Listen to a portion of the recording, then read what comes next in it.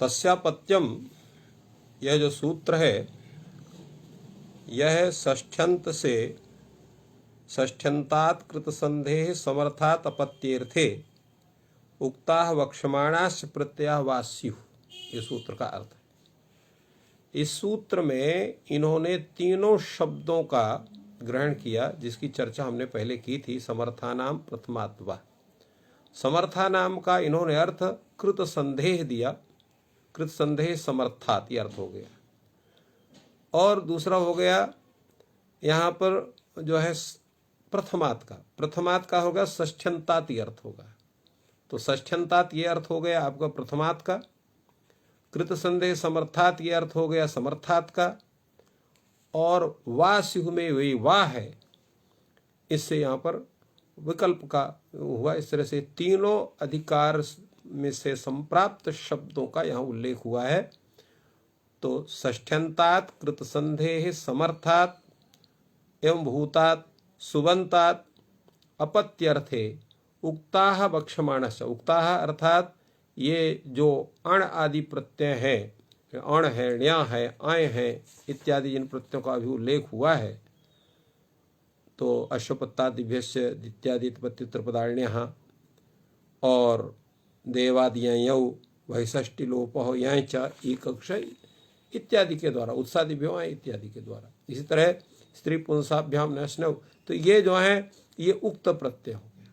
और वक्ष्यमाण प्रत्यय अर्थात और आगे जितने प्रत्यय कहे जाएंगे अपत्याधिकार में, वो सभी प्रत्ययों का विधान इस अपत्यर्थ में होता है, विकल्प से होता है। दूसरा सूत्र आपका है और गुण। वर्णांतस्य भस्य गुणः तद्धिते। वर्णांत जो भी शब्द हो, और उसको कैसे होना चाहिए, भ संज्ञक होना चाहिए। तो वर्णांत भ संज्ञक अंगों को गुण होता है तद्धिते, अर्थात तद्धित प्रत्यय के परे रहते। प्रयोग जैसे यहाँ के आपके सामने उपस्थित है, उपगोर अपत्यम औपगम, उपगोह अपत्यम। इस अर्थ में यहाँ पर तस्यापत्रम सूत्र से अण प्रत्यय का विधान होता है। तो क्या बनेगा, उपगो ngस अण। अण में नकार की संज्ञा केवल आ बचेगा, उपगो आ, और यहाँ इसकी प्रातिपदिक संज्ञा हो गई। कृतद्धि समासा सूत्र से सुपोधात प्रातिपदिक यो से प्रातिपदिक अवयव सुप जो ngस उसका लुक होगा, उपगो आ बनेगा। ये जो अण प्रत्यय आ है क्या है, णित है। त्रिणित होने से ततेश्वचमादेह सूत्र के द्वारा उपगु का जो उपगो का उपगु शब्द का यहाँ पर जो ओ है, तो उस ओ को नहीं, उपगो शब्द का जो ये यहाँ ऊ है आदि, उसको वृद्धि यहाँ पर औ हो जाएगी, तो उपगु आ बनेगा। अब यहाँ पर गु का जो ऊ है उसको सूत्र लग जाएगा और गुणा। वर्णांत यहाँ पर अंग है उपगु, उसको और क्या है, उसकी भसंज्ञा भी हुई है, क्योंकि अण के अ के पर रहते इसकी भसंज्ञा हो गई यजिभव सूत्र से। अब इसको क्या होना चाहिए, गुण होना चाहिए। क्या परे रहते, तद्धित परे रहते। तद्धित कौन है, आ है। तो उस तद्धित प्रत्यय जो आ है तदव्यवहित पूर्वत्व विशिष्ट जो ऊ है उपगु का, औपगु हो गया मान ले। अब चूंकि उसको वृद्धि होगी आदि, तो उस गु के ऊ को गुण हो जाएगा, तो ओ गुण होगा उसको, तो औपगो अब बनेगा। एच अवश्य अवादेश करेंगे तो औपगव आ, वर्ण सम्मेलन करेंगे तो औपगव, और स्वाधिकार करेंगे तो औपगव शब्द बनेगा। आश्वपतः, दैत्यः, औसः, स्त्रैणः, पौंसनः, इन शब्दों की आप व्युत्पत्ति कर चुके हैं, इनका सिद्धि कर चुके हैं। अश्वपते अपत्यादि आश्वपतः, दिते अपत्यम दैत्यः, उत्स उत्से भवः औत्सः, और इसी प्रकार जो है स्त्रियः अपत्यम स्त्रैणः, अपुंसः अपत्यम पौंसनः। इन सभी शब्दों का विचार हो चुका है पहले से। अश्वपति आश्वपत शब्द में अश्वपत्यादिभ्य से यहाँ पर अय प्रत्यय का विधान हुआ है, और दैत्य शब्द में दित्यादित्य प्रत्युत्तर पदार्ण्य सूत्र से ण्य प्रत्यय का विधान हुआ है, और उत्सादिभ्यो अय सूत्र से औत्स इस शब्द की सिद्धि हुई है, और स्त्रैण शब्द और पौष्ण शब्द ये स्त्री पुंसाभ्याम अश्नय अश्नय भवनात्, इससे ये सिद्ध हुए। अब यहाँ पर अपत्य शब्द पर विचार किया जा रहा है। अपत्य किसे कहते हैं, कितने प्रकार के अपत्य होते हैं। यह हमने अभी बतलाया था कि अपत्य शब्द ये पुत्र का या संतान का ये पर्याय तीन का प्रयोग होता है। अमरकोश ने कहा है, आत्मजस तनयः सूनुः सुतः पुत्रः स्त्रियां त्वमी आहुर्द्वितरम सर्वे अपत्यम तोकम तयोः समे। अर्थात आत्मज, तनय, सूनु, सुत, पुत्र, ये सब जो पुंस संतान है, पुल्लिंग संतान है, उसके लिए प्रयोग होता है। और इसी में जब हम इसको टाप कर देते हैं स्त्रीत्व के विवक्षा में, तो यही शब्द आत्मजा, तनया, सूनु, सुती, सुता, पुत्री आदि ये शब्द होते हैं। और एक विशेष शब्द इसके लिए प्रयोग होता है दुहित्री शब्द का, आहुर दुहितरम, और सर्वे अपत्यम तोकम तयोः समे। किंतु अपत्य शब्द का और तोक शब्द का, इन दोनों शब्दों का प्रयोग वो स्त्री संतान के लिए भी होता है, पुरुष संतान के लिए भी होता है। तो इस तरह से ये अपत्य शब्द इस कोश ग्रंथों में पुत्र पर्याय के लिए और संतान पर्याय के रूप में इसका ग्रहण होता है। अब यहाँ अपत्य शब्द से तीन अपत्य हमारे सामने गृहीत होते हैं, एक अनंतरापत्य, एक गोत्रापत्य और एक युवापत्य। तो ये अनंतरापत्य क्या है, गोत्रापत्य क्या है और युवापत्य क्या है। अनंतरापत्य यह है कि जो आपका औरस संतान है वो अनंतरापत्य है। यथा देवदत्त, यथा उपगोह अपत्यम औपगवः, तो उपगु का जो पुत्र है वो औपगव कहलाया जाएगा। जैसे शैष दाशरथी राम, शैष राजा महाबला, दाशरथी शब्द दशरथ से अपत्य पुमान दाशरथी, अपत्यम पुमान दाशरथी। तो यहाँ पर दशरथ से अपत्य अर्थ में अतई सूत्र भी आएगा, उस सूत्र की चर्चा होगी। तो अतई सूत्र से ई प्रत्यय के दाशरथी शब्द बना हुआ है, यह अनंतरापत्य अर्थ में है। किंतु यहाँ पर गोत्रापत्य भी होता है। गोत्रापत्य किसको कहते हैं, तो वहाँ उसके लिए सूत्र यहाँ उपस्थित हुआ है, अपत्यम पौत्र प्रभृति गोत्रम, अपत्यत्वेन विवक्षितम गोत्रा पौत्रादि गोत्र संयम स्यात्। अर्थात अपत्य रूप में विवक्षित जो पौत्र हैं, पौत्र हैं, प्रपौत्र हैं, उन वो सभी गोत्र कहलाते हैं। अर्थात मान लीजिए आप हैं, आपका पुत्र जो होगा वो अनंतरापत्य होगा, किंतु आपका जो पौत्र है वो गोत्रापत्य कहलाएगा आपका। फिर उस पौत्र का जो पुत्र है वो भी आपका गोत्रापत्य कहलाएगा। फिर इसके बाद जितने कहलाएंगे सब गोत्रापत्य माने जाएंगे। तो इस तरह से ये गोत्रापत्य का स्वरूप है। युवापत्य के विषय में भी हम चर्चा करेंगे जब उसके पास पहुंचेंगे। अभी हम लोग केवल गोत्रापत्य है। गोत्र यदि बता देते हैं आपको, गोत्रापत्य में और युवापत्य में क्या अंतर है। तो अगर प्रपितामह, पितामह, पिता और उसका जो पुत्र है ये चारों जीवित हैं, तो प्रपितामह, पितामह, पिता ये तीन पीढ़ी हो गए और पुत्र जो है उसकी चतुर्थ पीढ़ी हुई। तो अब इसमें प्रपितामह जीवित है, पितामह भी जीवित है, तो प्रपितामह का वह जो संतान है वो युवापत्य कहा जाएगा। परंतु अगर उसकी मृत्यु हो चुकी है तो उसी प्रपितामह का वही संतान गोत्रापत्य ही माना जाएगा, युवापत्य नहीं माना जाएगा।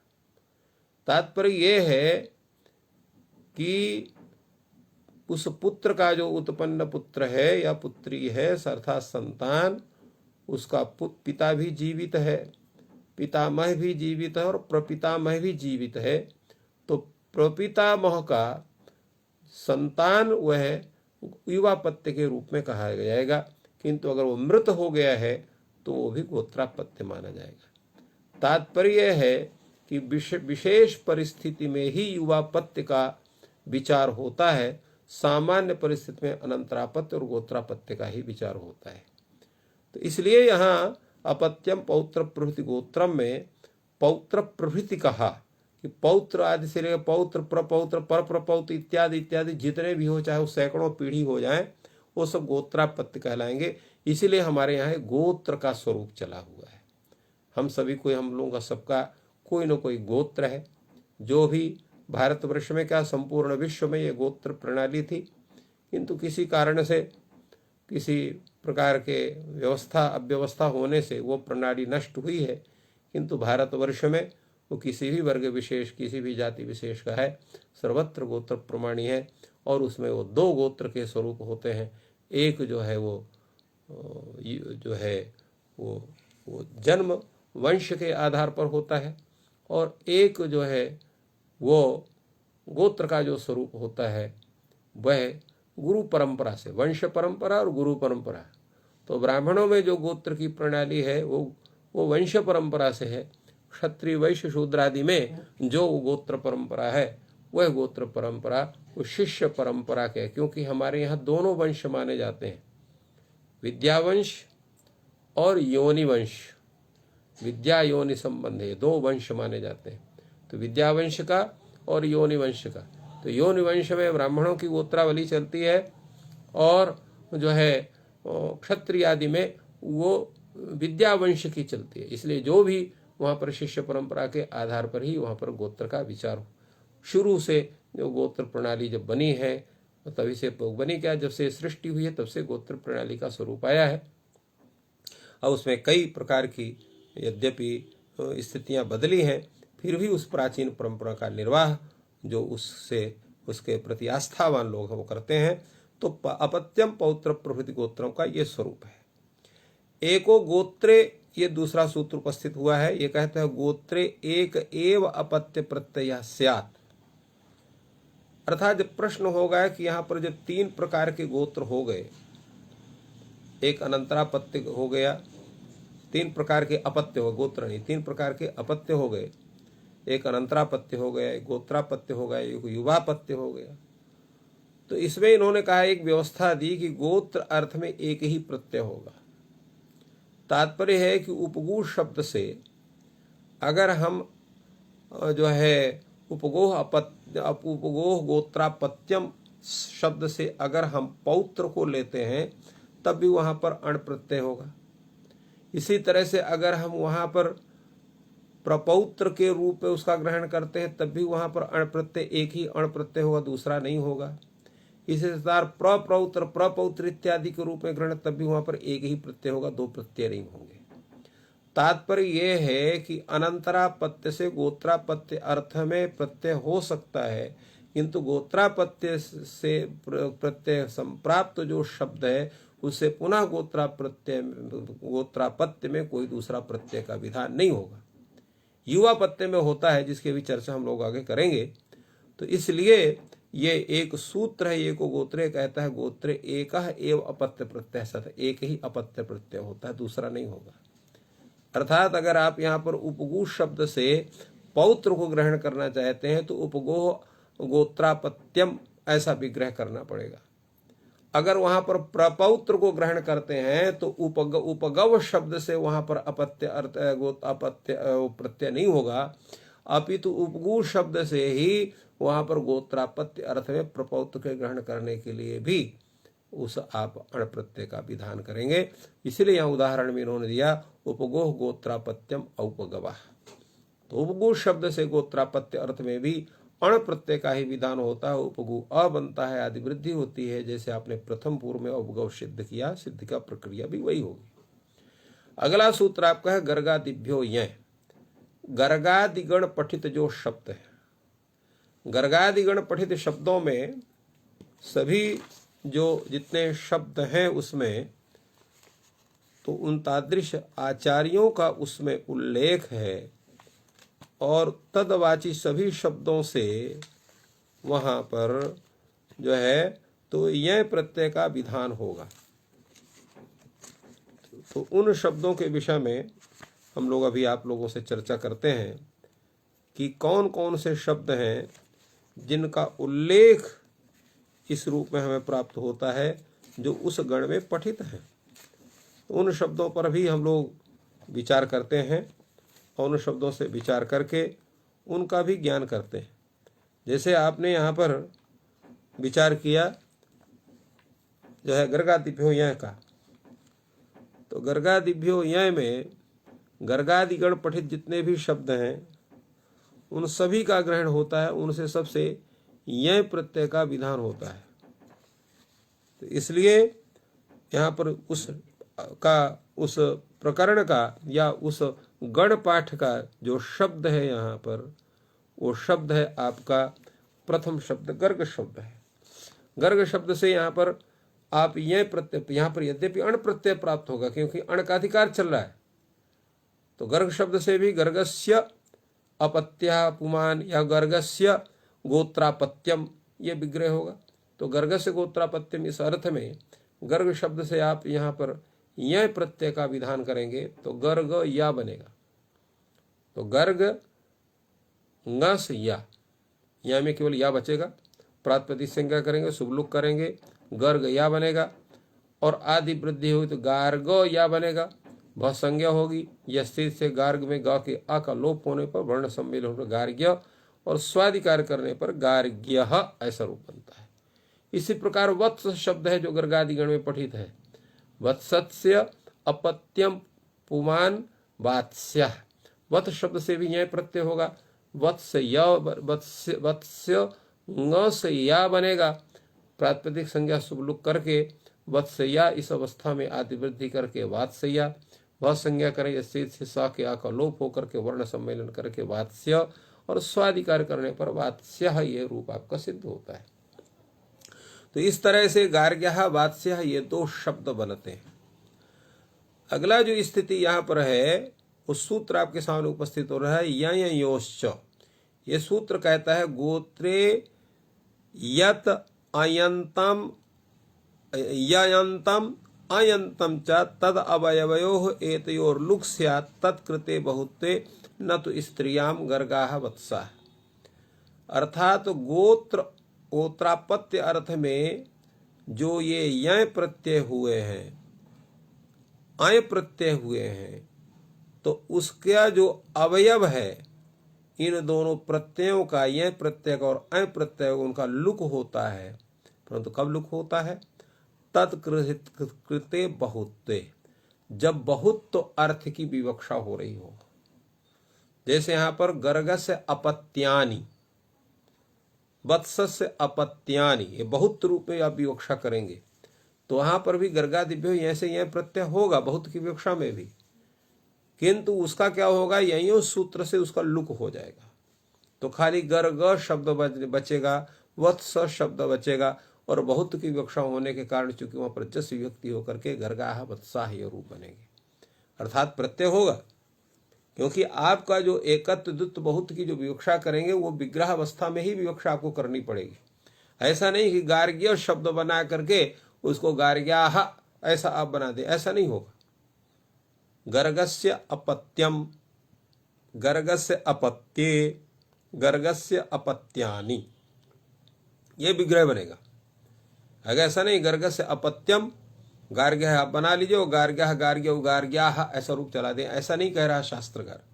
कह रहा प्रत्यय को भिन्न भिन्न रूप से आपको सिद्ध करना पड़ेगा। एकत्व की विवक्षा में गार्ग्यः बनेगा, द्वित्व की विवक्षा में गार्ग्यौ बनेगा। गर्गस्य अपत्यम गार्ग्यः, गर्गस्य अपत्ये गार्ग्यौ, यहाँ पर द्वित्व की विवक्षा द्विवचन हो जाएगा। किंतु गर्गस्य अपत्यानि ये जब विग्रह करेंगे तो वहाँ गर्ग शब्द से जो यय प्रत्यय होगा अथवा अय प्रत्यय होगा, उस यय और यय का ययों सूत्र से उसका लुक हो करके और बहुत की विवक्षा में गर्गाः वत्साः ऐसा ही रूप बनेगा। अब अगला सूत्र जो आ रहा है जिसकी चर्चा अभी हमने की थी वो है आपका जो है जीवति तु वंशे युवा, अर्थात युव संज्ञा करने वाला ये सूत्र है। ये कहता है वंशे पित्रादो जीवति पौत्रार्देह यत अपत्यम चतुर्थादि तद युव संज्ञमेव स्यात्। इसकी चर्चा हमने किया था।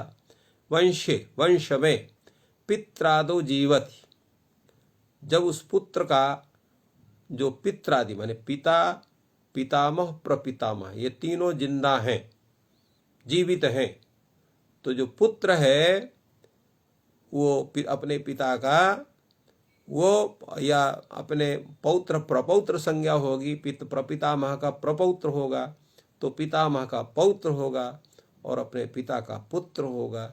तो पौत्रादि जो अपत्य हैं वो चतुर्थ पीढ़ी का कहलाएगा। तो उस चतुर्थ पीढ़ी वाले व्यक्ति विशेष की उसको युवापत्य उसकी संज्ञा होती है, इसलिए इसको युव संज्ञा में वस्यात युव संज्ञा होती है। जैसा अभी हमने बतलाया था कि युव संज्ञा तभी होगी जब वो वंश के 3 लोग जीवित रहेंगे, उसमें किसी की भी एक ही हानि अगर हुई तो युव संज्ञा नहीं हो सकती। इसलिए पित्रादव जीवित लिखा हुआ है। आदि शब्द से पितामह प्रपितामह अर्थात तीनों का ग्रहण हो रहा है। अगर मान लीजिए कि प्रपितामह जीवित है, पितामह जीवित है, पिता नहीं है, तो भी उसकी वहां पर जो है युव संज्ञा नहीं होगी। प्रपितामह जीवित है, प्रपितामह जीवित है, पितामह जीवित नहीं है, पिता जीवित है, तब भी वहां उसकी युव संज्ञा नहीं होगी। इसी तरह से पिता जीवित नहीं है, बाकी सब दोनों जीवित हैं, तब भी युव संज्ञा नहीं होगी। चारों पीढ़ी को विद्यमान होना चाहिए, प्रपितामह को भी, पितामह को भी, पिता को भी, तब जो संतान है उसको युव संज्ञा होगी, नहीं तो नहीं होगी। ये युव संज्ञा का तात्पर्य है। गोत्राद्यून स्त्रियां यून्यपत्रे गोत्र प्रत्ययांतात एव प्रत्यय स्यात् स्त्रियां तु न युव संज्ञा। ये सूत्र कहता है कि यून्यपत्य, जब आपको युवापत्य अर्थ में प्रत्यय करना है तो गोत्रा प्रत्ययांत शब्द से आपको प्रत्यय करना पड़ेगा। अर्थात यथा उपगोह अपत्य उपगोह गोत्रापत्यम औपगवः आपने बनाया। अब इस औपगव शब्द से युवापत्य अर्थ में आपको अणादि प्रत्यय करना पड़ेगा, ये तात्पर्य है। तो अब यहां प्रश्न होगा कि प्रत्यय कौन होगा। तो ये एक निश्चित होता है कि इससे गोत्रे यौ ययौ तदंतात फक स्यात्, ययों से सूत्र कहता है कि गोत्र अर्थ में जहां पर यय प्रत्यय अथवा ईय प्रत्यय हुआ, यय प्रत्यय और ईय प्रत्यय, तो ऐसे ययंत और इयंत गोत्र प्रत्ययांत शब्द से युवापत्य अर्थ में फक प्रत्यय का विधान होगा। जैसे ऐसे गर्ग शब्द है, गर्ग से गोत्रापत्यम गार्ग्य आपने बनाया, तो यह गार्ग्यस्य युवापत्यम गार्ग्यायण बनेगा। अर्थात यहाँ पर ययंत गार्ग्य शब्द है, उसे फक प्रत्यय हो जाए ययों सूत्र से, तो गार्ग्यायण रूप बनता है। वही गार्ग्यायण कैसे बनता है उसी की यहाँ पर विचार हो रहा है। अर्थात गार्ग्य शब्द से यहाँ फक करेंगे आप ययों सूत्र से, तो गार्ग्य फक बनेगा। फक में केवल फ बचेगा, ककार की संज्ञा लोप हो जाएगी, तो गार्ग्य फ हुआ। गार्ग्य फ में यहाँ सूत्र आपको उपस्थित होगा आय नेयी नी यह फ ढ ख छ घाम प्रत्यय आदि नाम। अर्थात प्रत्यय के आदि में विद्यमान जो फ है, जो ढ है, जो ख है, जो छ है और घ है, इनके स्थान में क्रमशः आय, आयन, नहीं आयन, एय और ईन और ईय तथा ईय, ये आदेशों का विधान होता है। फिर से समझ लें, प्रत्यय के आदि में विद्यमान जो फ ढ ख छ घ, इनके स्थान में क्रमशः आयन, एय, ईन, ईय और ईय, ये आदेश होते हैं। अर्थात फ के स्थान में आयन आदेश, ढ के स्थान में एय आदेश, ख के स्थान में ईन आदेश और छ के स्थान में ईय आदेश और घ के स्थान में ईय आदेश। यहां पर आपने किसका विधान किया है? फक का विधान किया। उसमें प्रत्यय के आदमी कौन है? फा है। उस फ के स्थान में आयने निया फाढ़ा खा छम प्रत्यादि नाम सूत्र से आयन आदेश होगा। अब ये जो आयन इत्यादि आदेश हो रहे हैं, तो जैसे यहाँ पर फक प्रत्यय हुआ है, तो फक में जो फ अंश जो व्यंजन है उसी को होगा। आकार विशिष्ट फ के स्थान में आयन आदेश नहीं होगा। इसी प्रकार आकार विशिष्ट ढ के स्थान में, आकार विशिष्ट ख के स्थान में, आकार विशिष्ट छ के स्थान में, आकार विशिष्ट घ के स्थान में ये आदेश नहीं होंगे। अपितु तद अवयव जो ढ और ढ फ ढ ख छ घ है, केवल उस व्यंजन के स्थान में ही तत्त आदेश होंगे।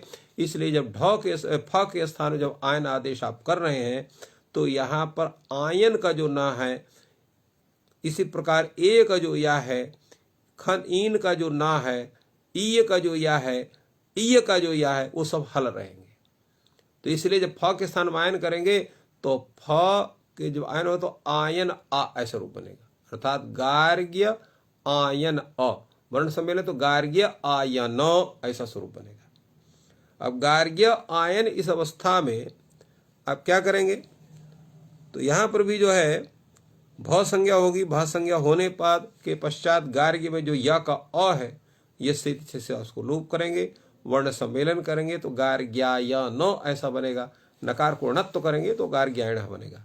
इसलिए लिखा गर्गस्य युवापत्यम गार्ग्यायण। तो गर्गस्य युवापत्यम में गार्ग्यायण ऐसे नहीं बनेगा। गर्गस्य युवापत्यम तो करेंगे, परंतु गर्ग से पहले गोतापत्र में यह प्रत्यय होगा और यह प्रत्यय होने के बाद तब गार्ग्य शब्द से वहां पर जो है फक प्रत्यय होकर गार्ग्यायण बनेगा। इसी प्रकार दक्षस्य युवापत्यम दाक्षायण, ऐसे में दक्षस्य गोत्रापत्यम दाक्षी ही बनेगा और फिर इसके बाद दाक्षायण शब्द बनेगा ईयंत मान करके, क्योंकि यही उस सूत्र से जो यह प्रत्ययांत है, जो ईय प्रत्ययांत है, उन्हीं से ही फक प्रत्यय का विधान होता है। तो कहे भाई अभी यह प्रत्यय करने वाला तो स्वरूप आपके सामने उपस्थित हुआ, किंतु ये ईय प्रत्यय करने वाला सूत्र कौन है, तो कहा अत ईयो। अत ईय सूत्र है। ये कहता अपत्यर्थे जो है ईय प्रत्यय से आता, तो अकारांत अपत्यर्थे तो अवर्णांत तो ह्रस्वकारांत जो शब्द है, अत का मतलब ह्रस्वकार, तो अदंतात, अदंतात प्रातिपदिकात षष्ठ्यंतात, अदंतात षष्ठ्यंतात प्रातिपदिक प्रकृतिक सुबंतात अपत्यर्थे ईय प्रत्यय स्यात्, ये अर्थ आपको बनाना पड़ेगा। अत लिखा है तो अत में ये यहाँ पर प्रातिपदिक का विशेषण बनेगा, परंतु सुबंतात तद्धितोत्पत्ति है, इसलिए इसका अर्थ क्या करना पड़ेगा, अदंत प्रातिपदिक प्रकृतिक सुबंत, अदंत प्रातिपदिक प्रकृतिक षष्ठ्यंत सुबंत, क्योंकि षष्ठ्यंत के यहाँ पर तस्यापत्यम से तस्य की अनुवृत्ति होगी। तो अदंतस्य प्रातिपदिक प्रकृतिक सुबंतस्य षष्ठ्यंतस्य ईय प्रत्यय भवति अपत्यर्थे। तो अपत्य अर्थ में इसे ईय प्रत्यय होगा। तो दक्षस्य गोत्रापत्यम, इस अर्थ में यहाँ पर पहले ईय प्रत्यय होगा।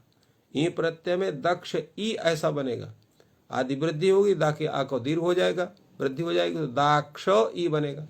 क्ष में आ का या से भसंज्ञा होने के बाद उसका लोप होगा, दाक्षी शब्द बनेगा और इस दाक्षी शब्द से ययो सूत्र से आयन प्रत्यय होगा और आयन नहीं फक प्रत्यय होगा, फक के स्थान में आयन आदेश होगा तो दाक्षी आयन ऐसा बनेगा।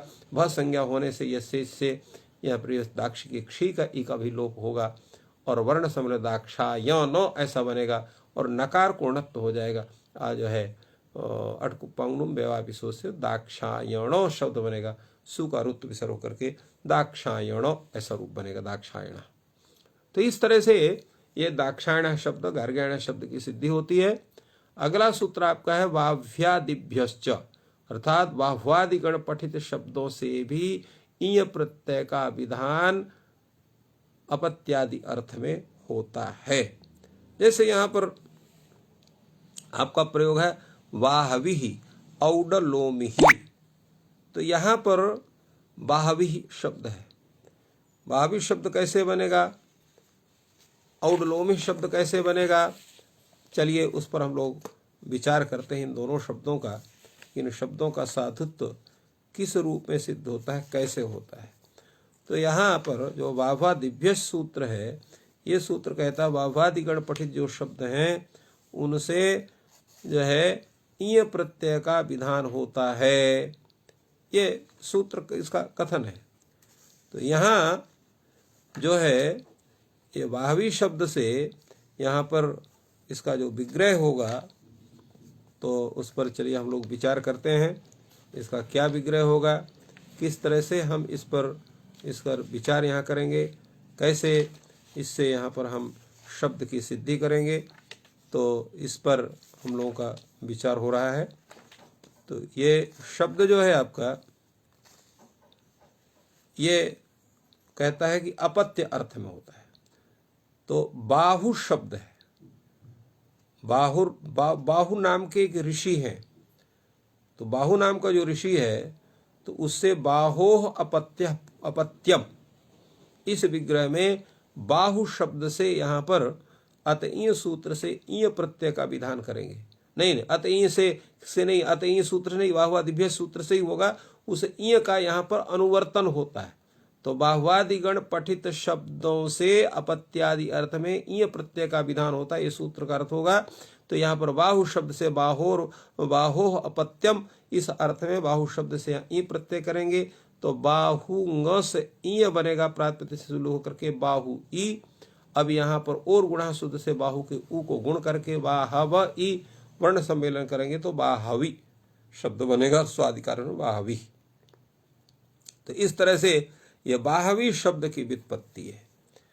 बाहु नाम का एक ऋषि विशेष है जिनकी संतान बाहवी कहलाएगी।